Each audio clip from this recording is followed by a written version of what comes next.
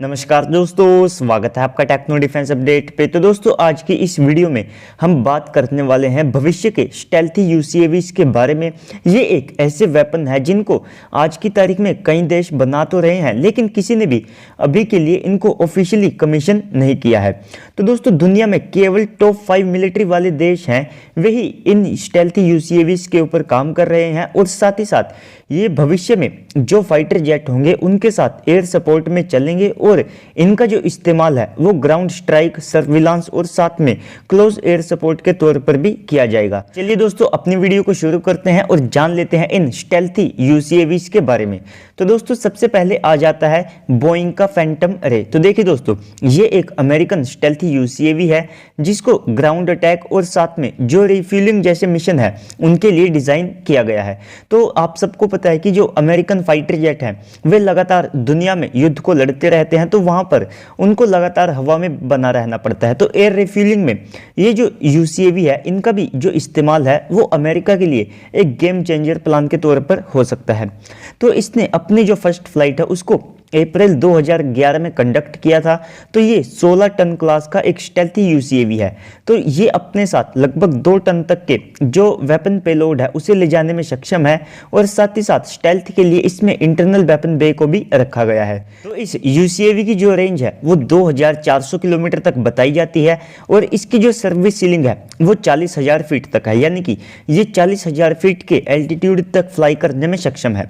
तो इसमें जो GE के F404 इंजन है उनका यूज किया गया है। तो इसने 2011 में लगभग 17 मिनट तक 7,500 फीट पर अपने जो फ्लाइट ट्रायल्स है उनको कंप्लीट किया था, लेकिन अभी ये जो ड्रोन है ये टेस्टिंग फेज में ही है, अभी के लिए भी इसको कमीशन नहीं किया गया है। तो दोस्तों इसके बाद अगले नंबर पर आ जाता है X-47B। तो ये भी एक अमेरिकन ड्रोन है जिसको अमेरिका के नॉर्थ ग्रुमैन ने बनाया है। तो दोस्तों ये खास तौर पर जो यूएसए की नेवी है उनके लिए डिजाइन किया गया था ताकि जो यूएसए की एयरक्राफ्ट कैरियर है वहां से इसको ऑपरेट किया जा सके, यानी कि ये एक कैरियर बेस्ड स्टेल्थी यूसीएवी है। तो इस स्टेल्थ यूसीएवी को tailless powered blended wing body design दिया गया है। तो ये 20 टन क्लास का एक हैवी यूसीएवी था जो 3,900 किलोमीटर की रेंज के साथ आता था। तो दोस्तों इसकी जो सर्विस सीलिंग है वो 42,000 फीट है और इसमें जो प्रैट एंड विटनी के F100 इंजन है उसके एक वेरिएंट का यूज किया जाता था। तो इसमें भी 2 इंटरनल वेपन बे थे जिसमें ये लगभग 2 टन तक के जो वेपन्स है उनको अपने साथ ले जाने में सक्षम था। तो ये अब तक सर्विस में नहीं आ पाया है। इसका सबसे बड़ा कारण है वो बताया जाता है कि जो यूएसए की नेवी है उनकी जो स्टेल्थ की रिक्वायरमेंट है उसे ये पूरा नहीं करता है और साथ ही साथ ये काफ़ी ज़्यादा कॉस्टली है और इस सब के अलावा भी इसमें कुछ समस्याओं का जो अमेरिका है उसको सामना करना पड़ा है, जिसके कारण ये आज की तारीख में भी जो है कमीशन नहीं हो पाया है। तो इसको 2020 के आसपास कमीशन करने का प्लान था, लेकिन अब 2022 आ चुका है, ये अब तक कमीशन नहीं हुआ है। लेकिन इसके बाद भी ये काफ़ी ज़्यादा अच्छा ड्रोन है, इसे जो अमेरिका है वो आने वाले समय में अपने बेड़े में शामिल कर सकता है। तो इसके बाद अगले नंबर पर आ जाता है भारत की DRDO का घातक। तो देखिए दोस्तों ये भारत का अब तक का पहला स्टेल्थी यूसीएवी है जिसके एक छोटे टेस्ट बेड जिसे हम स्विफ्ट के नाम से जानते हैं उसकी जो टेस्टिंग है वो पिछले साल से शुरू की गई थी। तो दोस्तों ये जो स्विफ्ट है इसके पिछले साल जो टैक्सी ट्रायल्स है उनको कंप्लीट किया गया था। अब इस साल इसके जो फ्लाइंग ट्रायल्स है उनको भी कंप्लीट किया जाएगा। तो इसका जो मैक्सिमम टेक ऑफ वेट होगा वो लगभग 15 टन तक होगा और ये अपने इंटरनल वेपन बे में 2000 किलोग्राम तक के यानी कि 2 टन तक के जो वेपन्स है उसे अपने साथ ले जाने में सक्षम होगा। तो इस स्टेल्थी यूसीएवी की जो फर्स्ट फ्लाइट है वो 2025 में यहाँ पर प्लान की गई है और यहाँ पर कुछ ये भी रिपोर्ट्स निकल करके आई थी कि इसमें जो एयर टू एयर मिसाइल है उसको भी इंटीग्रेट किया जाएगा। तो इसके लिए भारत लगभग 52 किलोन्यूटन थ्रस्ट वाले जो ड्राई कावेरी इंजन है उसको बना रहा है जिसको 2024 तक रेडी कर लिया जाएगा। और कुछ दिन पहले यह भी रिपोर्ट किया गया था कि जो इंडियन नेवी है वो भी अपने बेड़े में जो ओरा है उसको शामिल कर सकती है, यानी कि जो नेवल वेरिएंट है आप सबको इस ड्रोन का वो भी आने वाले समय में देखने को मिल सकता है। तो दोस्तों इसके बाद अगला जो ड्रोन है वो है चाइना का CH-7 रेनबो।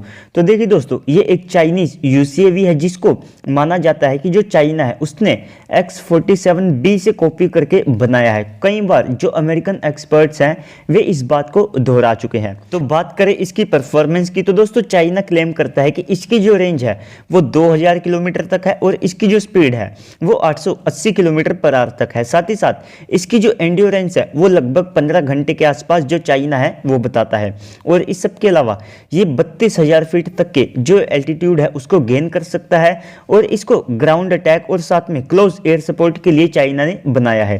तो ये 12 से लेकर के 13 टन क्लास का एक स्टेल्थी यूसीवी है जिसको जो चाइना है वो कई बार अपने जो एयर शो है वहां पर भी दिखा चुका है और इसको वे जल्द से जल्द अपनी जो एयरफोर्स है और साथ में नेवी है उसमें कमीशन करना चाहते हैं। तो अभी के लिए ये जो ड्रोन है ये टेस्टिंग फेज में है, लेकिन जल्द से जल्द जो चाइना है वो इसका मास प्रोडक्शन शुरू कर देगा और साथ ही साथ वे इसे अपनी जो नेवी और साथ में एयरफोर्स है और हो सकता है कि जो उनकी आर्मी है उसमें इसे शामिल करना शुरू कर दे।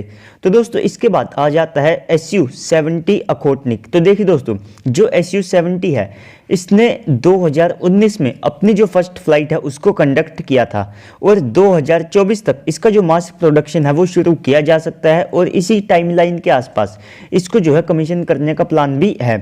तो इसका जो वेट है वो ऑलमोस्ट एक फाइटर जेट के बराबर है। ये 25 टन क्लास का एक हैवी स्टेल्थी यूसीएवी है।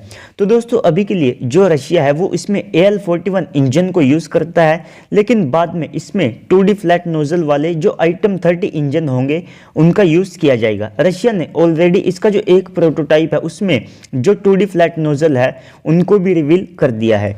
तो ये 2 टन तक के जो वेपन्स है उनसे भी ज्यादा ये अपने साथ कैरी करने में सक्षम होगा और इसमें भी स्टेल्थ के लिए जो इंटरनल वेपन बे है उनको यूज किया गया है। तो ये आने वाले समय में जो रशिया है उसको काफी ज्यादा एडवांटेज इस फील्ड में दिलाएगा, क्योंकि अगर आप ध्यान से देखें तो 2024 से लेकर के 25 तक जितने भी देशों के ऐसे ड्रोन है वे केवल टेस्टिंग फेज में होंगे या फिर अंडर डेवलपमेंट होंगे, लेकिन रशिया उस टाइमलाइन के आसपास अपने स्टेल्थी यूसीएवी को कमीशन भी कर चुका होगा।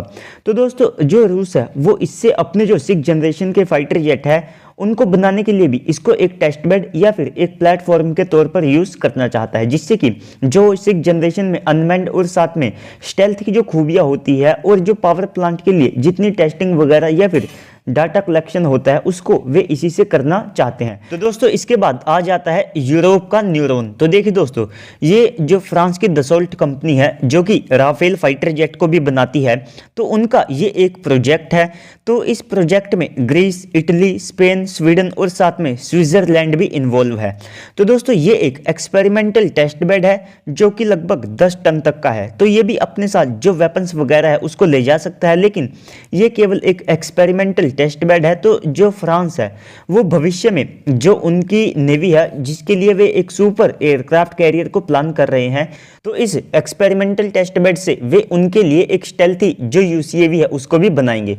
और इस सब के अलावा भी जो फ्रांस है उनका जो 6th जनरेशन का FCAS फाइटर जेट है यानी कि फ्यूचर कॉम्बैट एयर सिस्टम, तो उसके लिए भी वे यहाँ से एक्सपीरियंस को गेन कर रहे हैं कि कैसे एक अनमैन्ड प्लेटफॉर्म यहाँ पर काम करता है स्टेल्थ को ध्यान में रखते हुए।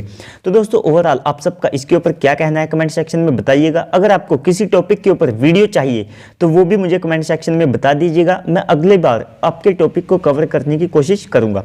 तो दोस्तों वीडियो को लाइक करके चैनल को सब्सक्राइब कर दीजिएगा। मिलते हैं अगली वीडियो में, तब तक के लिए गुड बाय, जय हिंद।